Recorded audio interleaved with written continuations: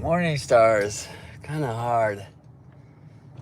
I have the alarm set for 4 a.m. It's 3:17. I actually woke up at 1 and then at 2, hoping that I could get up quietly and not wake the sleeping mama who should be delivering our baby daughter any day or even hour now. So I'm not gonna go too far away.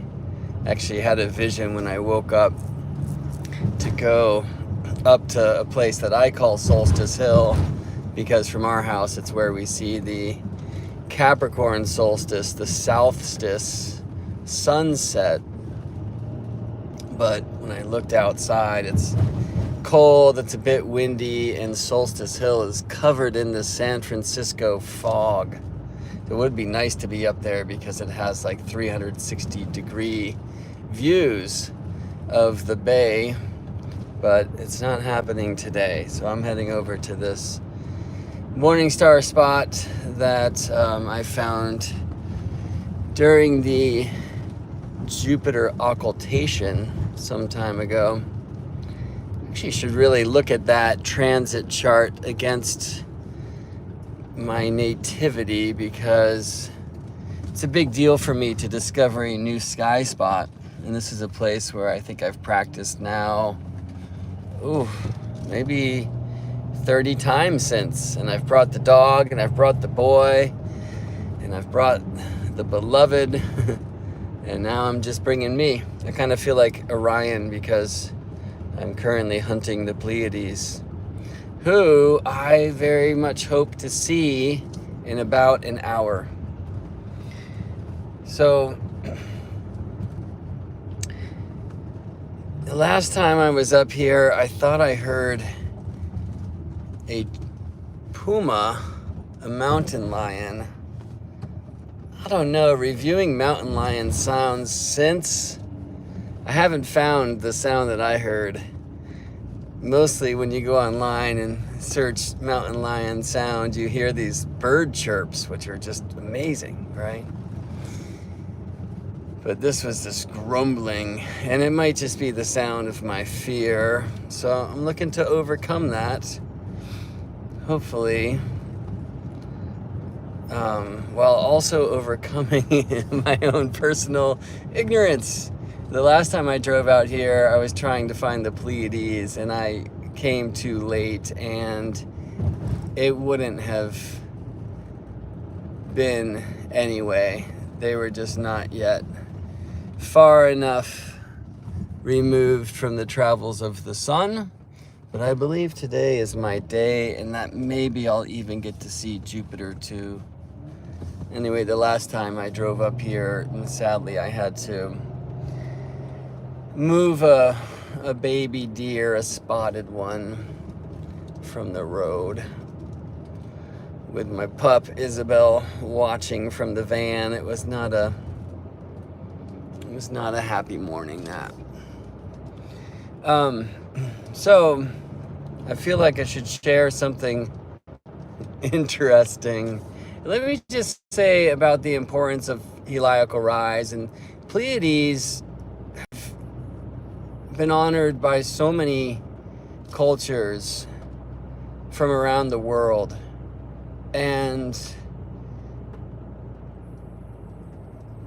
have been utilized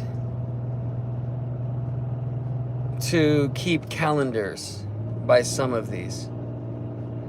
So we hear origin stories from the Pleiades from many indigenous cultures, which is intriguing. We hear many stories of Orion chasing the Pleiades from around the world. Well, Orion chases the Pleiades through the sky, so no surprise there. That's never going to stop, by the way. And the good news is they are protected by a celestial bull. But the Pleiades rising is invoked by Hesiod in Working Days, about timing the agricultural calendar. Now, it would work differently now in our day and age than it did back then, due to precession. The Pleiades are rising and setting at different seasons, about a month different than they were back in Hesiod's days of his work. Wait, is this my spot? Yeah.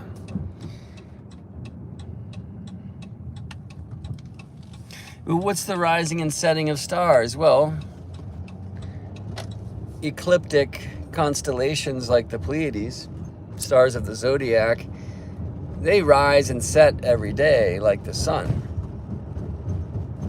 But they also have their annual settings and risings. Their settings, the time of the year when the sun overcomes them, takes them under the sun's beam. So months ago, I was gazing at the Pleiades as evening stars every night,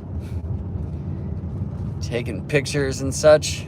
And then the sun, just who moves about 1 degree per day, got closer and closer and closer. And my experience on Earth of this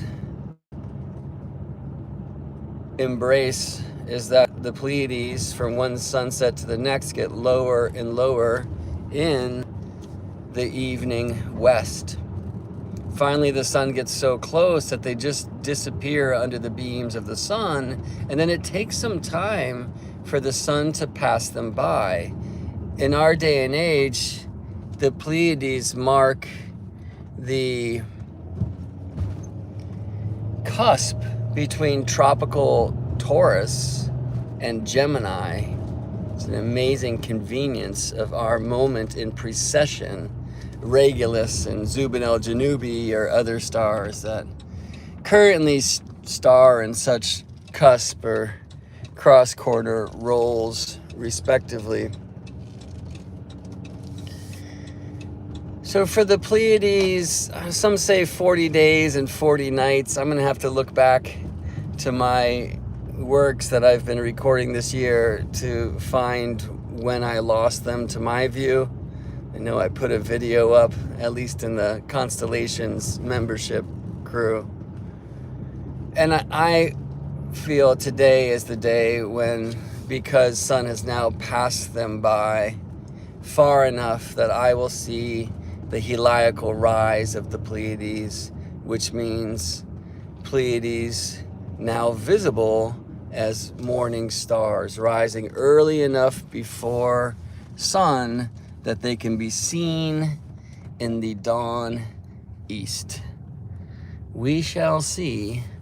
Parking the van, and a short hike and about 50 minutes of time stands between me and this morning star sight.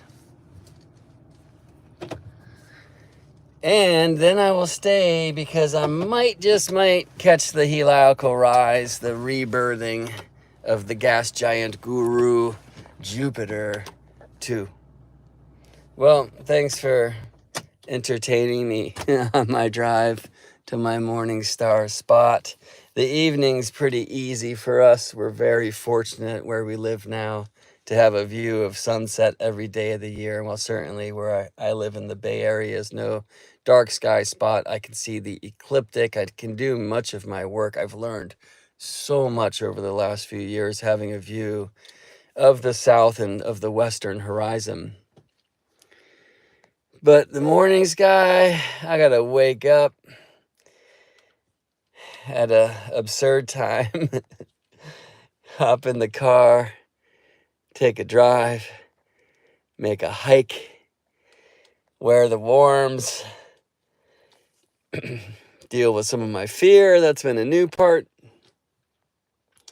And then receive the blessings of the morning stars. So perhaps I'll get to report the news on the other side in a couple hours here. I hope you're doing well wherever in the world you are. And yeah, remember, even if you're not getting up to look at the stars, they are getting up to look at you. May they guide you always. See you in space.